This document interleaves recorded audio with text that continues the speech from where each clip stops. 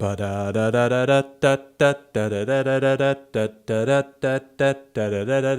everyone, Anthony Fantano here, internet's busiest music nerd, and that's the theme song to Letter from a Fan, which I will forget by the time that I do another one of these videos.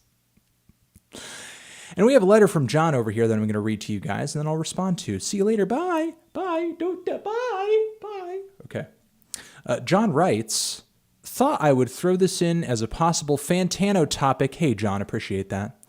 What do you think makes a guilty pleasure song?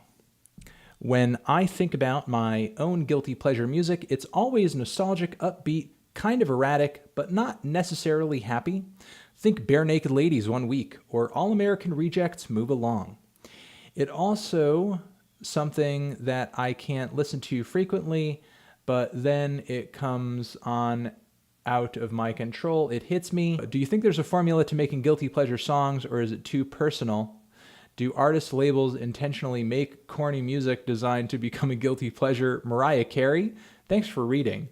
All right. Okay, here's the thing. I wouldn't necessarily say Mariah Carey is a guilty pleasure or anything. She has some legit great songs. I don't think that major labels come out with kind of guilty pleasure music on purpose. Obviously, there are artists out there that major labels release, like I don't know, what was that one dude? What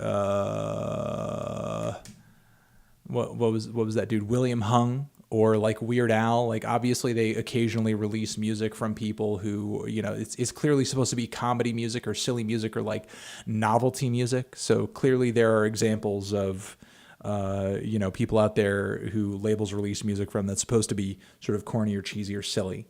However, I don't know if they release music purposefully that people are like, ooh, that's a guilty pleasure. But I think there is sort of a certain unintentional formula to guilty pleasure music. You know, I feel like a lot of guilty pleasure music, it has to be corny, but it can't be aware of its corniness. It's sort of like a movie being so bad that it's good, or it's supposed to be like a serious movie, but you just watch it to sort of laugh at it.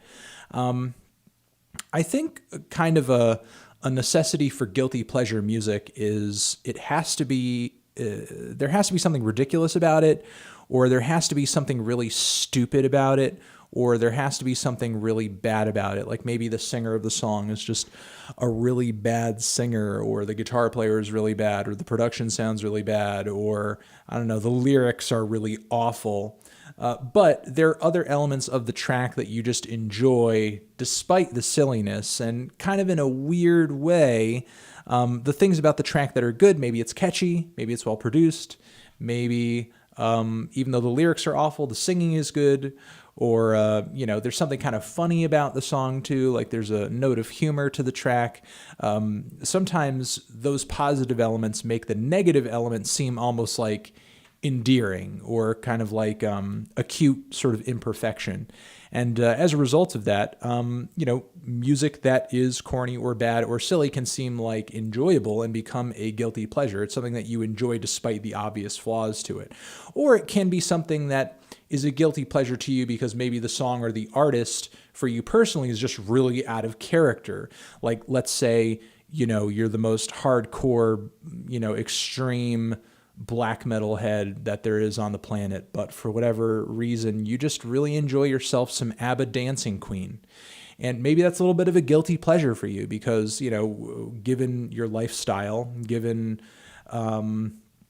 your usual musical diet, you're not usually finding yourself listening to too much ABBA, or maybe too much Kesha, or maybe too much Lady Gaga, or too much Katy Perry or something like that. But for whatever reason, maybe there's one or two or three or four songs from those artists who you just really enjoy, and it's a little bit of a guilty pleasure for you. Now, I personally do not subscribe to the idea of a guilty pleasure. At one time, I certainly did, and I think the term is certainly useful to describe a certain feeling or a certain type of music.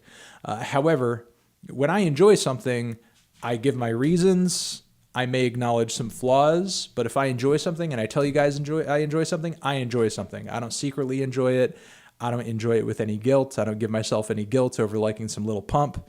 I don't listen to it and I'm like, oh, I feel bad. I feel guilty. Oh, no, that's not a mentality. That's not a sort of mind process, thinking process that I put myself through anymore. At one time, yes, when I was younger and I knew less about enjoying music and, I wasn't sharing my opinions and sharing my thoughts on music with the world. But as of right now, I really have nothing to be ashamed of as far as what I listen to and what I enjoy and so on and so forth.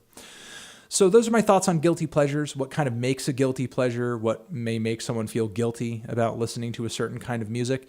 And hopefully this was a helpful video, John. All right, I love you.